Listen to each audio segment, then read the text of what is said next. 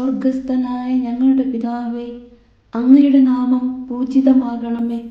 അങ്ങയുടെ രാജ്യം വരേണമേ. അങ്ങയുടെ തിരുമനസ് സ്വർഗത്തിലെ പോലെ ഭൂമിയിലുമാകണമേ.